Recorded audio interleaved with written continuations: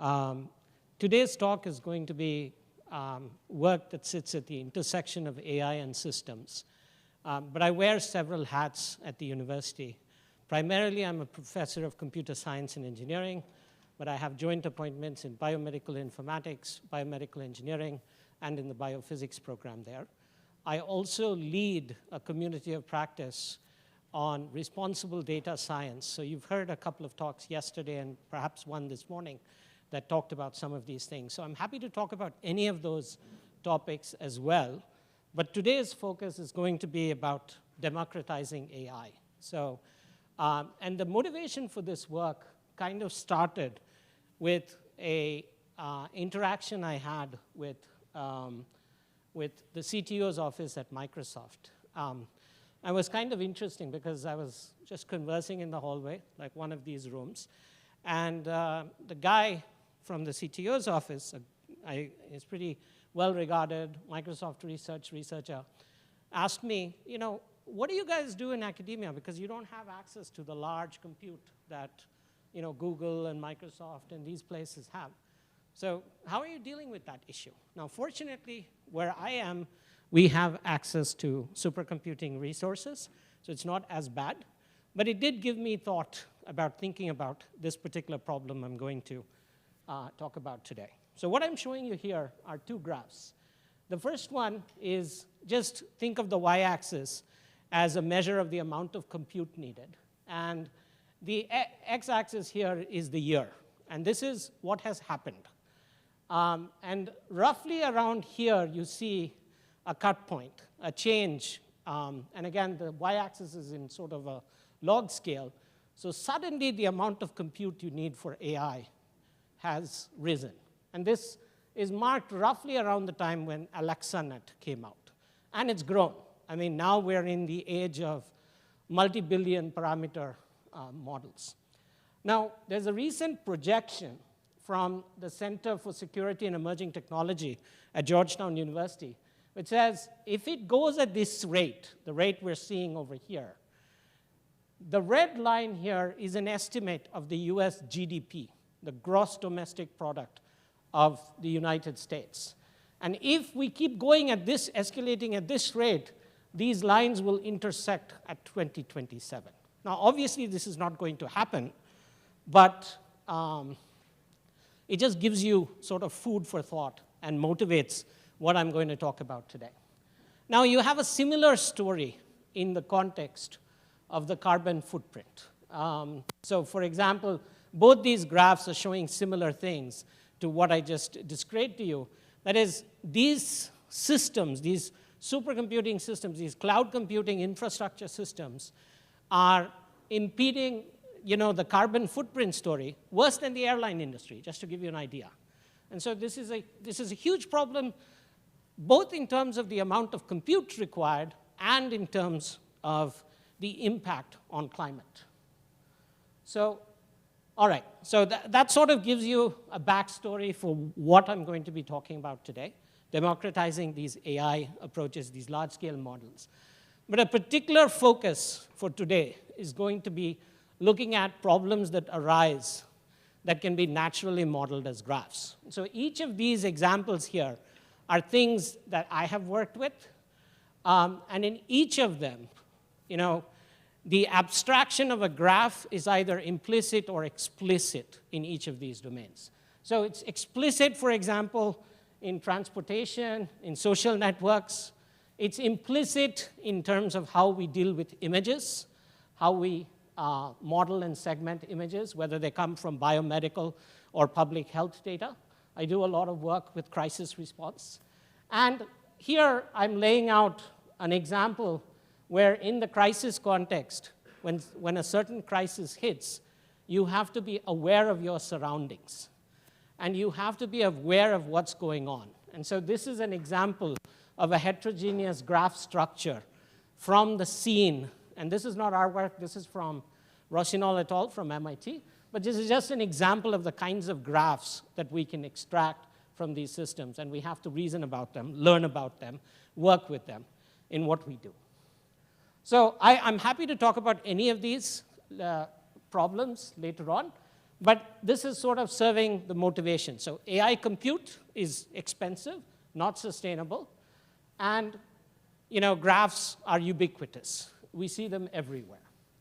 So there's various types of graph analysis. So in fact, it's kind of interesting. In computer science, we have, the database community looks at a certain types of graph problems. And so Wagner and I have a long-running collaboration with Dorjival and one of Wagner and Dorjival's students, Vinicius, called the Fractal Project. I'm not going to talk about that today. Think of that as a sister project to what I'm going to talk about today. What I am going to talk about is AI on graphs. And particularly, we want to worry about two things. We want to worry about making sure productivity is center stage, because the modern data scientist comes in to industry or academia or government with a certain training. They may come from statistics, so they're used to programming in R or Stata. They may come from low-level systems work, prefer C, C++, and so on. Or they may prefer Python and Java. Different environments they're used to. So how can we make sure they continue to remain productive while making it easier for them to program on large-scale problems? At the same time, we also want to consider performance. Performance in terms of scalability, performance in terms of accuracy, and performance in terms of the end benefit to humanity. And it could be also a function of resource constraints. So as I said, our goal, utopian goal, is can we cut the cake and have it too? Okay? Can we cut the cake and have it too? And again, as I said, the Fractal project that we've been looking at with Wagner and colleagues is working on the types of querying that arise from more of the database community, Neo4j and systems like that.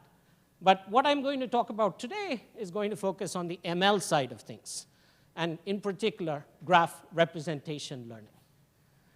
So what is graph representation learning in a slide? Okay, this is a lot of work has gone behind this. So I can't do justice to this area in one slide.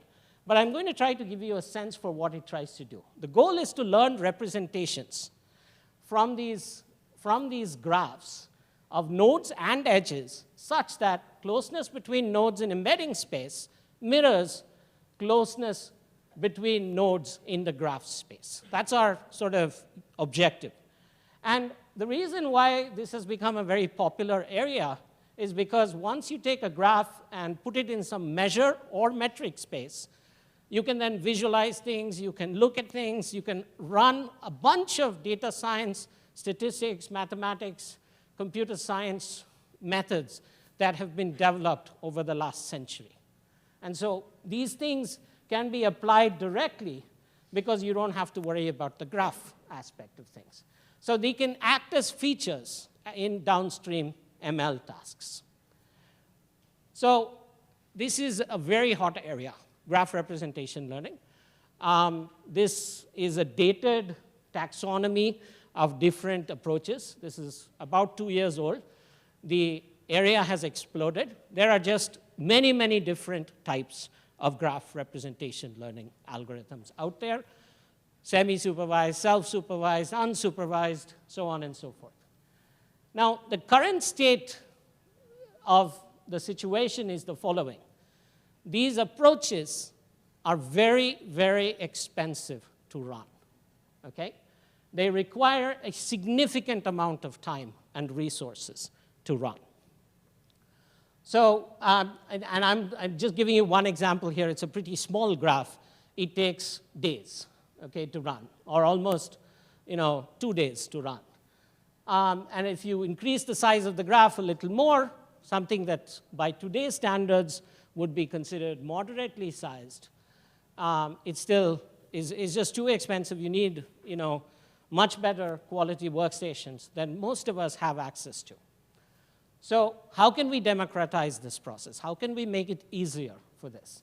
So our two goals are, can we scale agnostic to the method, to the environment, whether you program in Python or C++, or Java or Stata or R, And can we do it in such a way that we don't lose quality, and perhaps even in some cases, and I'll give you some intuition for why, we gain some improvement in performance. So that's our goal. So I'm just going to give you a quick overview of the approach. The approach has 3 phases. Phase 1, you compress the graph. We call this the coarsening phase. For some of you who have seen some of these things, this is similar to algorithms like METIS and GRACLUS. So there's a graph coarsening phase. Then we apply your base embedding in whatever language you implemented it, in whatever environment you implemented it. We feed it this coarsened graph and generate a set of embeddings, and we don't even need to know how you generate the embeddings. You could have a new method, say Microsoft comes up with a new method. They don't want to give that method away. They can run it on our system. We treat it like a black box. We just need to know the final embeddings from this graph. And then we apply a refinement procedure, which learns from both the embedding on the coarsest graph in whatever environment you've used it on, and from the coarsening procedure we applied. So it reverse engineers, in some senses, the coarsening procedure so that you get the embeddings on the original graph that you fed to it. So that's the goal. All right, so let's walk through some of these relatively quickly. So first stage is graph coarsening. I'm going to talk about the idea here. So what we try to do here is we stage this. So we take a graph and think of it as a binary process. Every stage, we try to reduce the number of nodes by half. Okay? We try to merge nodes, okay, in a certain way so that our criteria of things in graph space remaining close to things in embedding space is still tried to be maintained. Okay? So we go through this process, generating in order. We start with the original graph and go all the way down to level M, by which you have reduced this by orders of magnitude, because each of these coarsening steps, typically you drop the size of the number of nodes by roughly half. Maybe a little more, but roughly. So these graphs form a hierarchy where G0 is at the top and GM is at the bottom, the coarsest part of the graph. Now, how do we do this? That's what I'm going to tell you about. Okay, we take 2 ideas and we merge them. The first idea is to look at the structural role of nodes in the graph. Okay? So if 2 nodes have very similar structural roles, they are candidates for merging. Okay? So in this case, for example, nodes D and E both share a common neighbor to A, and they don't connect to anything else, so they're a candidate for merging. Okay? So I'm just giving you some very high-level, simple ideas. There's a little more technical details, but I'm trying to use simple ideas so that I can go through this relatively quickly. But that's the idea. You look at the structural role of the nodes, and you merge nodes that have similar sort of structural roles in the graph.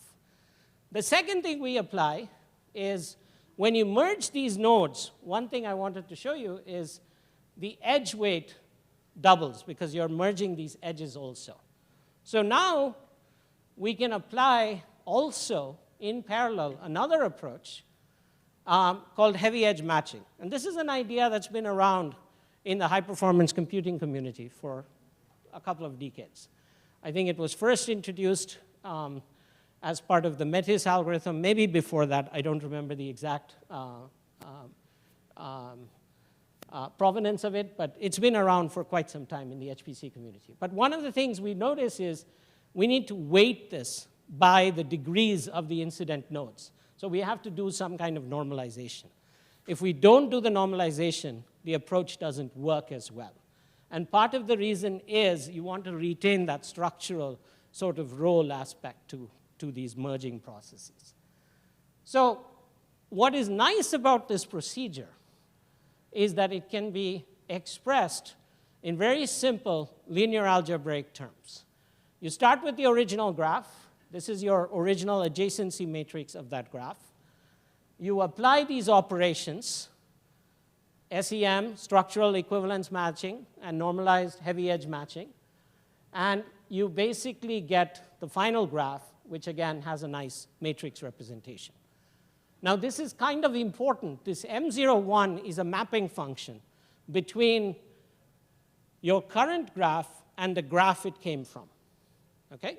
And this mapping function, or this mapping matrix, is something we're going to use during the reverse engineering process that I was talking about. So that's, in a nutshell, what we do in graph coarsening. Next step, base embedding. So once we have the coarsened graph, all we do is we feed that graph in one of the standard formats so the only expectancy placed on the programmer or the data scientist or the ML engineer is that they have the ability to take the input graph in one of 4 popular formats: Metis, Snap. For those of you who are familiar with working with graphs, these are some of the common formats. And once it is fed to the method in whatever language or whatever environment, you could be running it on, your phone if you'd like, an embedded system.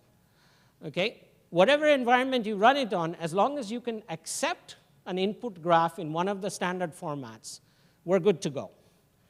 So we run any base embedding algorithm. We don't need to know what it does under the hood. So we treat it completely like a black box. And you can take this graph, this coarsened graph, and feed it to your method, which is designed in any of your favorite languages. You apply it, you generate the embeddings, you give us back the embeddings. Okay? That's all we need. We need the embeddings from your method. We don't need to know how your method generates those embeddings. So there are 2 reasons why this idea is principled and helps us. Reason number 1 is the coarsest graph is much tinier. You have, in your data structures classes and in your architecture classes, operating systems classes, you learn about the principle of locality. This can fit oftentimes in L1 cache. Okay? So it's small enough to fit in whatever RAM, memory, or cache that you have. And the other advantage of this coarsening strategy is that you get a more global look of the neighborhoods surrounding nodes. And this lends itself to some qualitative improvements. Okay? So there's some nice theory behind this that we can leverage. So locality is the main reason for scalability, and the qualitative improvement is because you now have a more global idea of what each of the nodes, because remember, you've taken a bunch of nodes and you've compressed them down to these supernodes. These supernodes have more information than what you had in the original graph. And that lends itself to some qualitative improvements potentially. All right, so third phase. And this was, I will tell you, technically the most interesting and most challenging phase to come up with. So the third phase takes as input the it knows the coarsening procedure that we used, and we use that information, as I'll tell you in a few slides, how we use that information. It also takes as input the coarsest graph and the embeddings produced by your base embedding method in whatever language you chose to write it in. And it basically proceeds with refinement.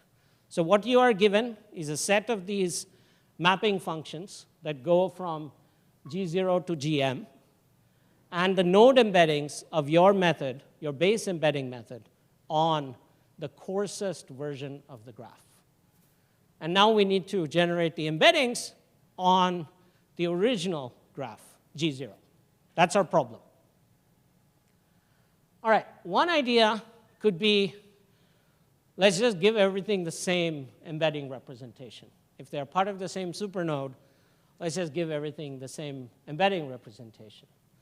But there's a problem with this. This kind of violates our principle of trying to keep things somewhat equivalent or similar between graph space distances and embedding space distances. So this doesn't work for us. It's the first idea we thought of. We tried it. It didn't do too well. OK, back to the drawing mode. We need to do something better than this.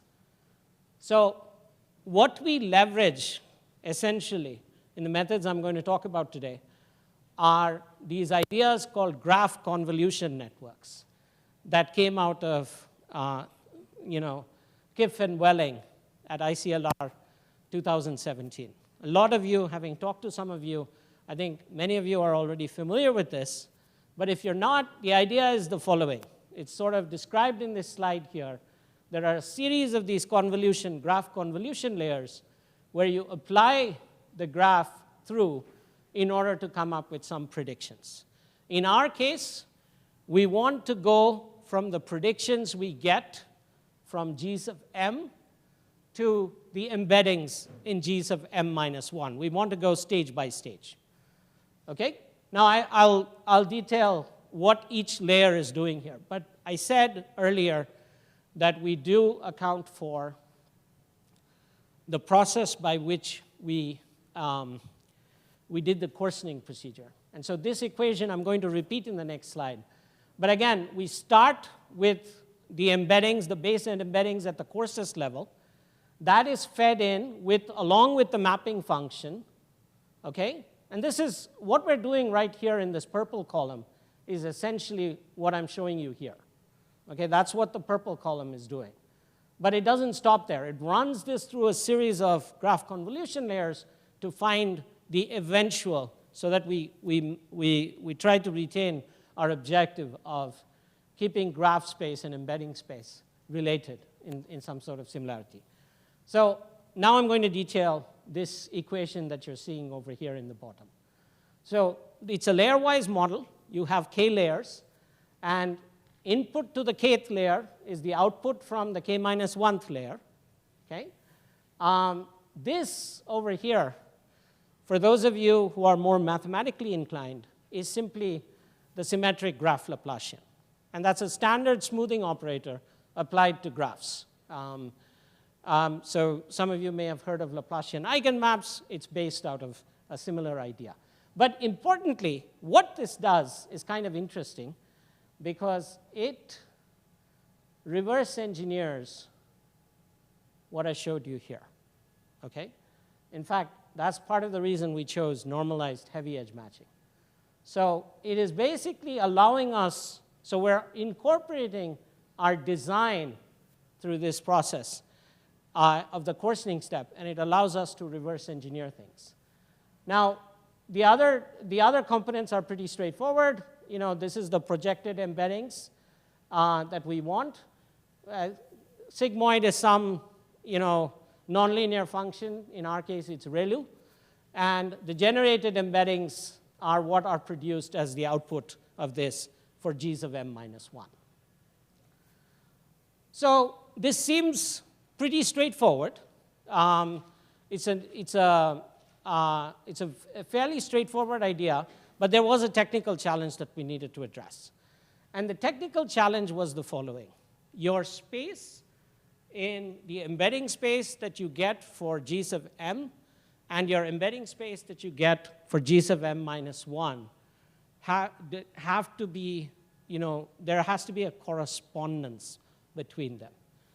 And this is not easy to achieve. There are ways to do it, but it is expensive.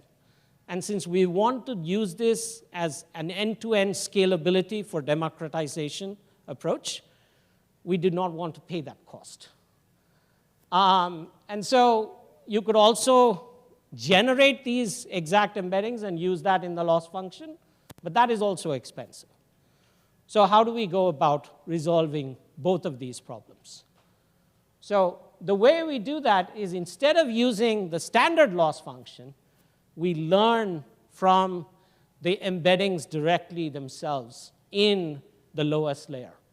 From this, we learn the theta k's. The theta k's just to remember, are the parameters for each layer. We learn the theta k's, and then apply these learned theta k's up back the refinement process to reverse engineer what we are trying to achieve. Okay? And that's sort of the technical challenge that we had to deal with. And so you can generate these embeddings by applying this iterative process.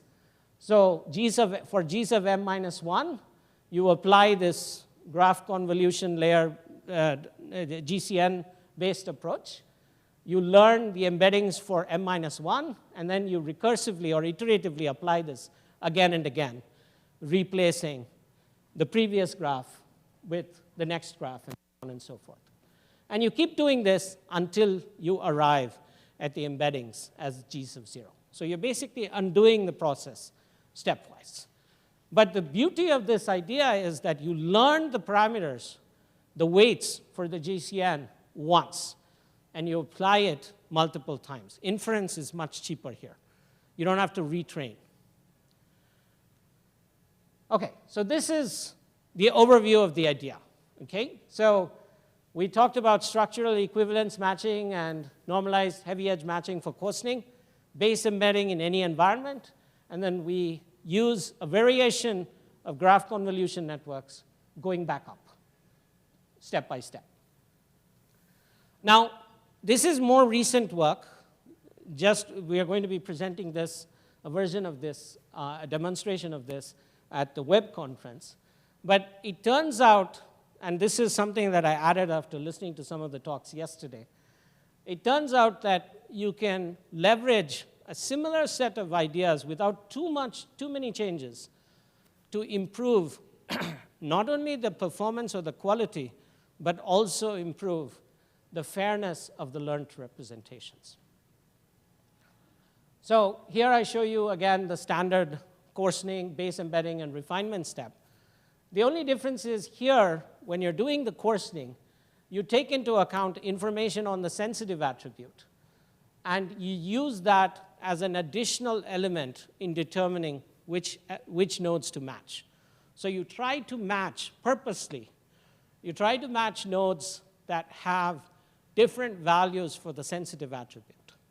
And this has the nice sort of benefit that when you learn representations, you try to learn representations where nodes with different sensitive attributes might have similar representations. And the refinement process also uses, I'll talk about it in a slide, a similar idea. But again, just to reiterate, when we have, say, considering a match for node A, you could match it with B or C, but you have a preference for matching it with someone with a different value of the same sensitive attribute, in this case, gender. So that's the idea in coarsening. The refinement process is kind of interesting. So this, I've just created this is the same loss function that I shared earlier. It's just a simplified, shortened version of the same loss function. But now, with fairness, we also have to take into account, we try to encourage nodes, when we learn the refinements, we try to encourage nodes with different sensitive attributes to be closer in the embedding space. And this has the direct benefit that the classifier or something you train on that representation will have less bias. That's sort of the high-level intuition behind this idea. There is some theoretical sort of backing for this work that I'm not going over. And I'm just adding a few slides on, just to give you an idea of this idea. So basically, you can not only get scalability and potentially improve quality, but you can also improve fairness. So let me get to some of the results, and I'm going to leave plenty of time for questions. Here are some data sets. In fact, these are not all the data sets I'm going to talk about. I'm going to talk about some other data sets that have been used in the fairness literature. We are going to evaluate the basic version of MILE along two axes, quality and in terms of the scalability, how quickly you can generate results. We are, again, as I have reiterated multiple times, we don't care what language things are implemented in. We don't care what method you are implementing. We are playing around with different graph representation, popular graph representation methods here. And we're going to show you that regardless of which method you choose, you still get a benefit of scalability in all of them. And for some of them, you also see an improvement in quality. So what I'm showing you here, and I'm going to show this on 2 tasks that are popular in the graph representation learning literature. One is node classification, and the other is link prediction. We also show on other tasks, but for this talk, these are the 2 tasks that we're going to focus on. So the y-axis here, here I'm showing micro F1, which is a standard measure of classification performance. The x-axis talks about the different levels of the graph, so G0, G1, G2, G3. But importantly, when you're running on G0, you're not doing any of the coarsening or refinement, so you're operating on the original method. In this case, it could be the original method, could be deep walk, could be node2vec, could be line, could be netmf, or GRARUP. So 0 is what we're comparing against. 0 is our comparative benchmark. That's the original method without mile, essentially. 1 through 8 is basically versions of mile as you coarsen the graph. Now, what you see here is that initially, just look at this line here, there is an improvement in quality. And that's primarily because the coarsening process gives you more information about the global topology, or you can call it regional topology of the network. And so you're, in this case, for example, these lines, they're above the original method. So you see a quality improvement until you get to 8, and at 8, it's about the same. Some of the others, in many of them, you see an improvement, and then a degradation, because you are losing information as you coarsen. Now, the important story here is how well you do in terms of improving scalability. This is getting back to my main message of democratization. Okay? You take something, you drop it by orders of magnitude in terms of time without losing, in fact, in some cases, gaining quality. So this is on one data set. This is on the YouTube data set. We showed it on all 5, similar results, and for different base embedding strategies. Now, similar story for Yelp. Yelp is a much larger data set. In fact, many of the methods could not run on the original data set on the machine we had. And our machine had about 1/4 of a terabyte of memory. So if it could not run on that machine, that was going to be challenging for a mom and pop store or small scale industry to even run some of these methods. But our method could run just fine. And again, we see classification is pretty stable, not much loss in quality. But look at this. This is again time on a log scale. It's 2 to 3 orders of magnitude improvement in time. So you go from something that takes days to weeks to minutes to at most an hour. So you're able to achieve at some level this notion of democratization. We have very similar results for link prediction, slightly different sort of qualitative evaluation, area under the ROC curve. As a signal processing person, I like ROC curves. And so this, again, the quality remains fairly stable. And again, the same result in terms of scalability. So it doesn't matter what task you're running on, you get the same performance results. And this is the same YouTube data set. So I also wanted to add a few slides on fairness. And just give me a second.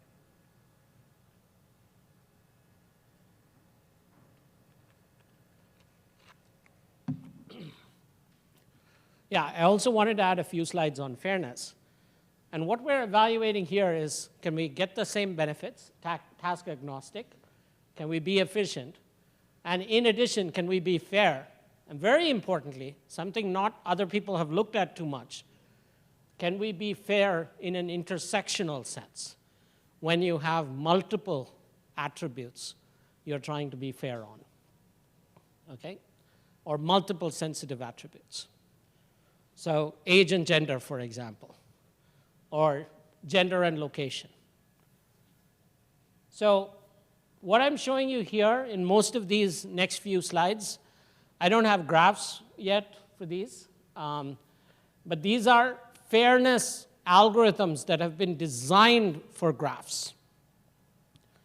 And the lower end are standard GRL network representation learning algorithms, the same ones we talked about previously, NetMF, DeepWalk, and Node2Vec, with FairMile operating on them.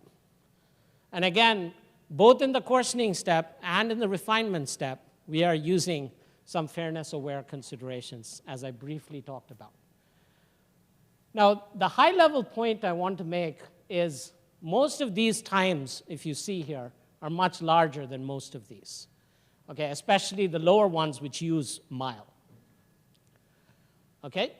Now, the other sort of high-level point I want to make is that for each of the ones that use FairMile, when you go from something that is not fairness-aware to something that is, you see quite a nice drop in some common measures of fairness. Here I'm showing you demographic parity and equality of opportunity as examples.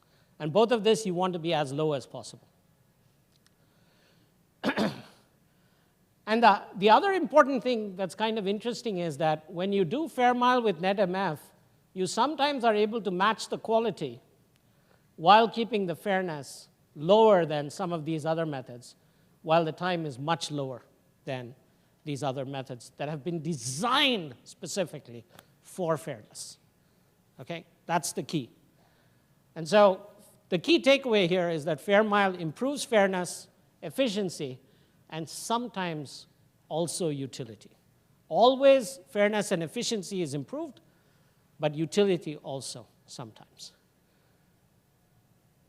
This is another task, link prediction. The results are even more clear in this case. Again, first group are the ones that are fairness by design.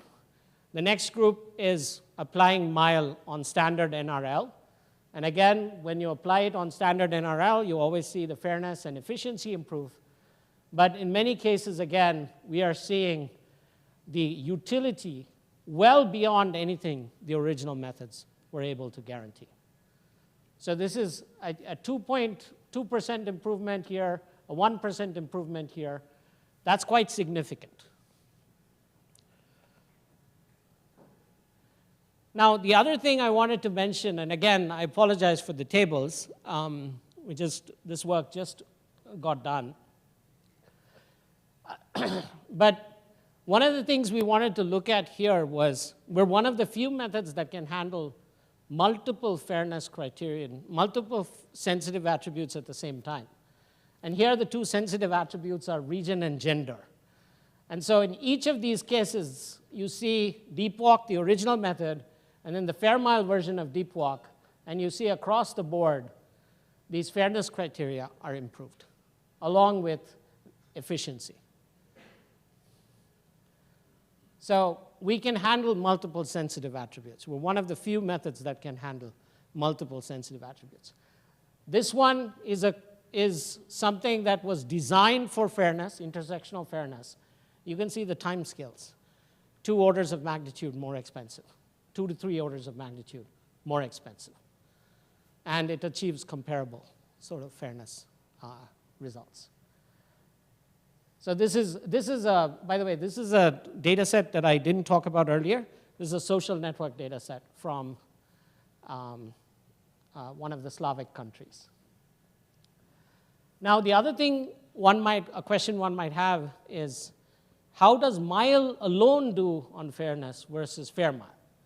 And that's being answered here. And the key takeaway is that you need both the coarsening, the fairness-aware coarsening procedure, and the fairness-aware graph convolution network embedding refinement procedure, both are required in order to see improvements in fairness. Even dropping one is not good enough. And that's what these results are conveying. Again, I'm just, you can see this especially in the DP and the DEO ranges. When you remove one of them without fair coarsening or without fair refinement, these numbers are higher across the board. So far I talked about, these are all results that we could get on a single node system.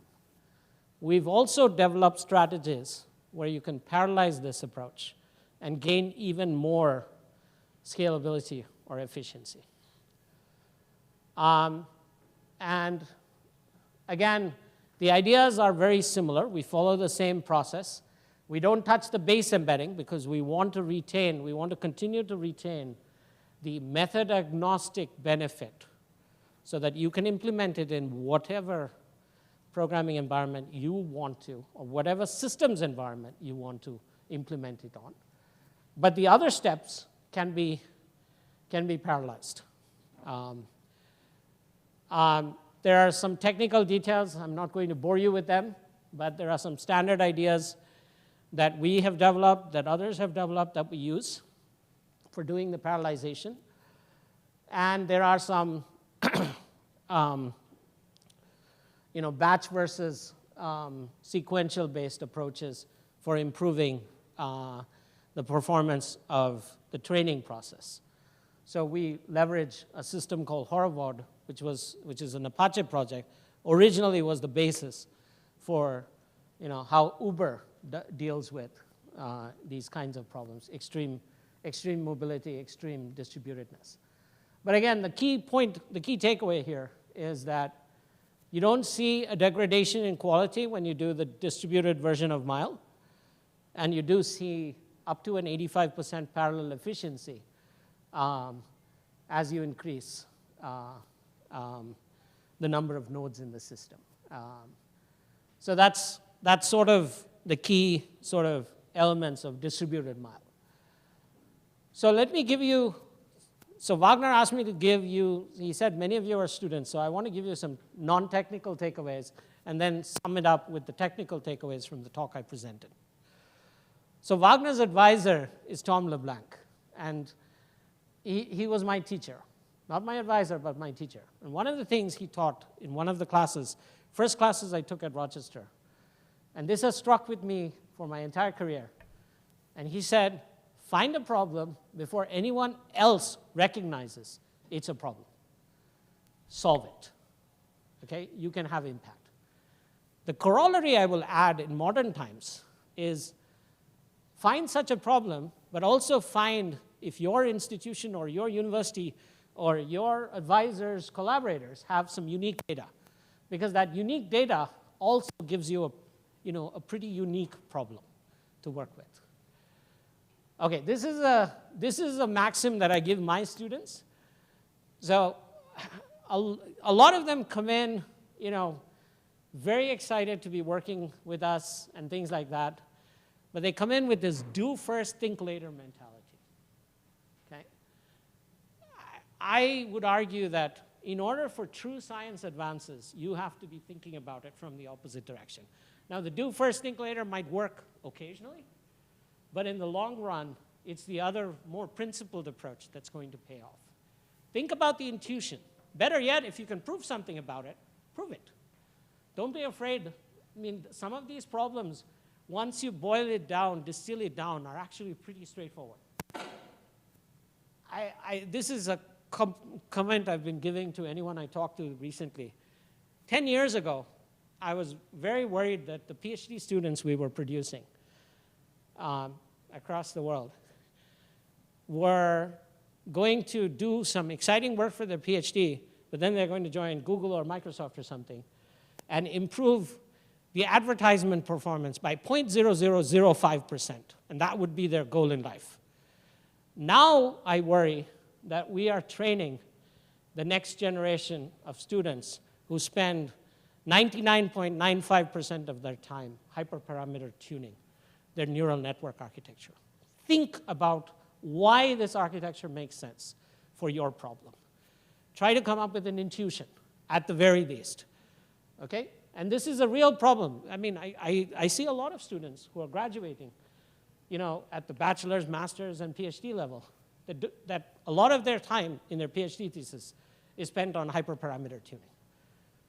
And by the way, MILE actually helps with that, because every time you have to tune, you don't have to run through everything. You can do the coarsening approach, but that's another story. Try simple methods first. They often work well. And there's been a lot of science, a lot of theory behind some of them.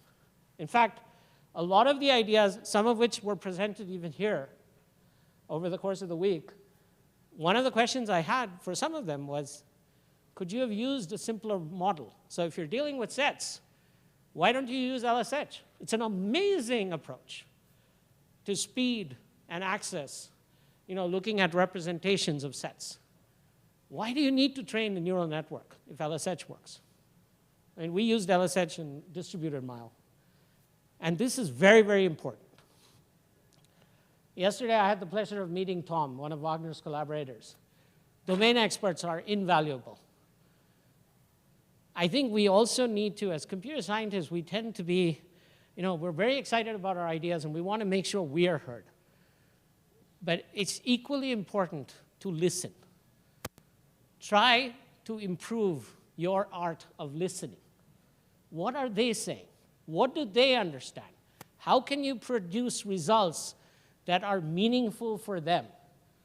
Okay? Shared vocabulary is important. It's not easy. I'm not saying it's easy. A lot of my work is interdisciplinary. I know how hard it is.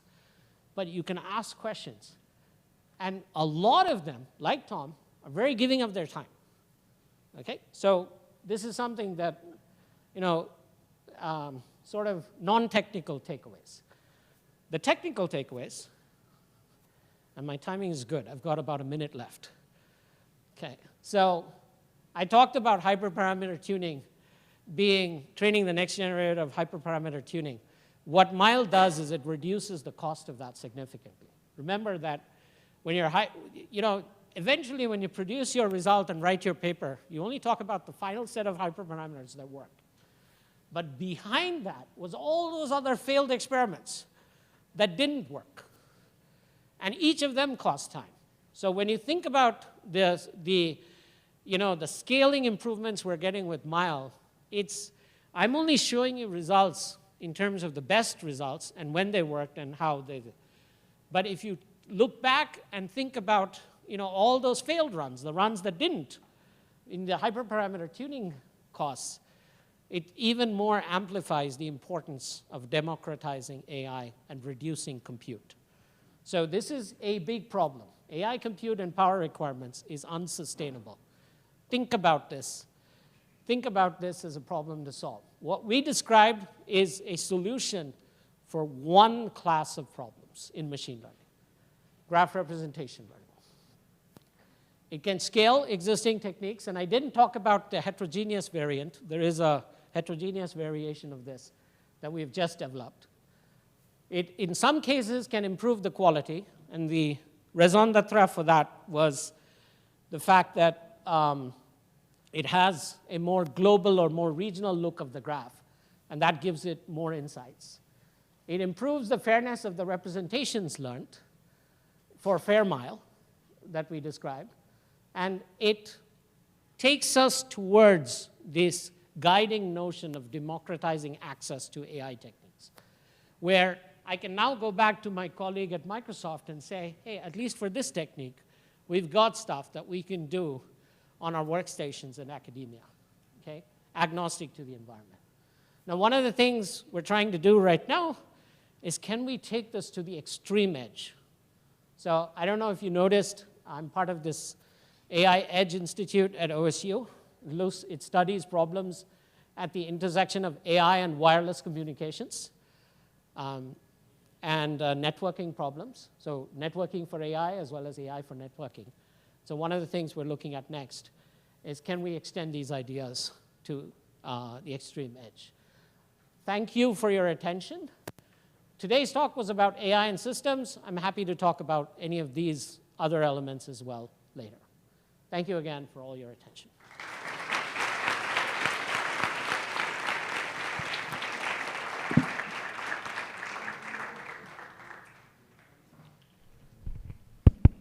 So, Srini, thanks for the talk. Yeah, let me ask you, like, I'm not sure if I understood completely this scenario. Go back to slide.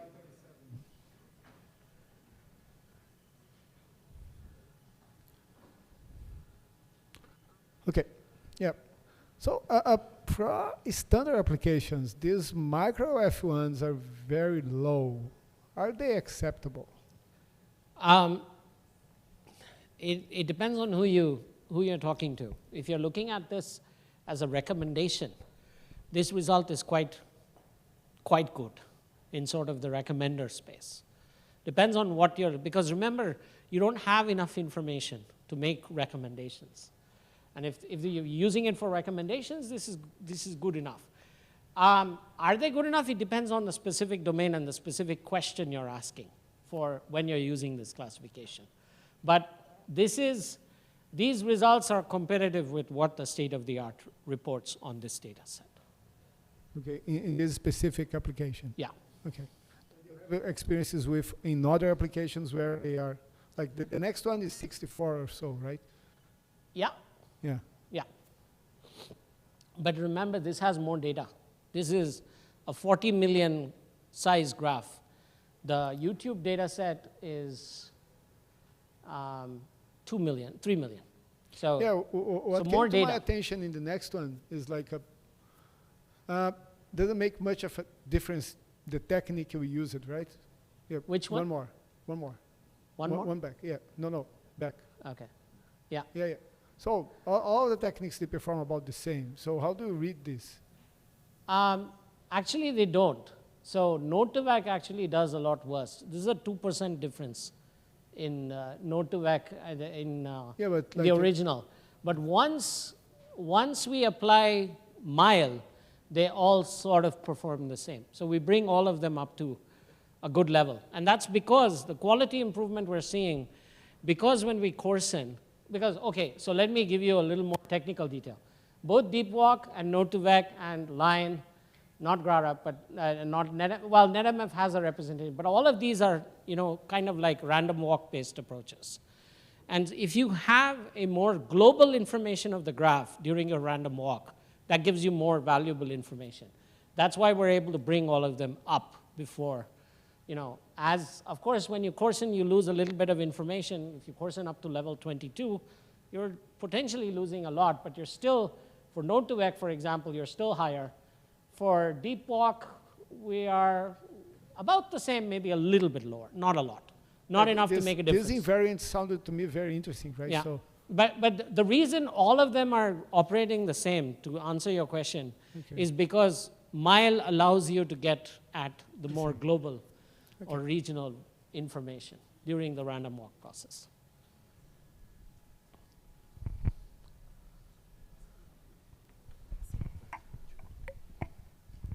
Hi, so thanks for the great talk, very interesting work.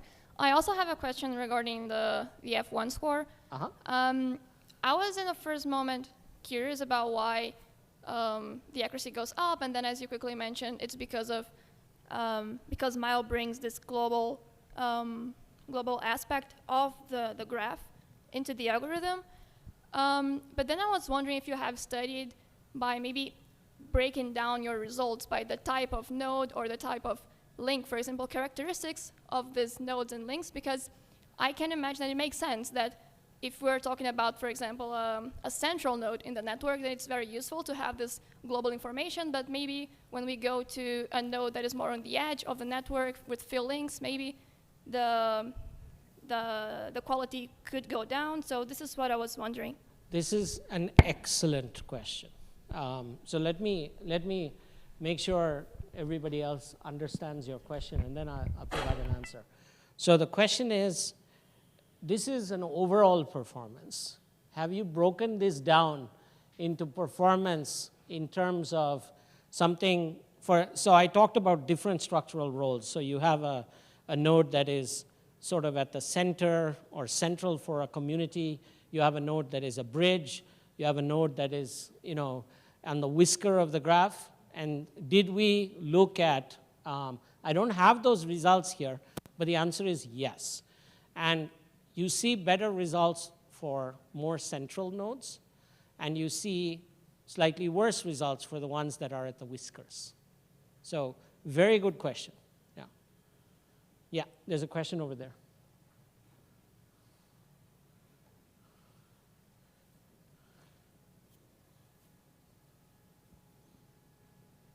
And to add, I think we have been studying this for the fairness, because in fairness, for example, there might be an imbalance in certain types of sensitive attributes.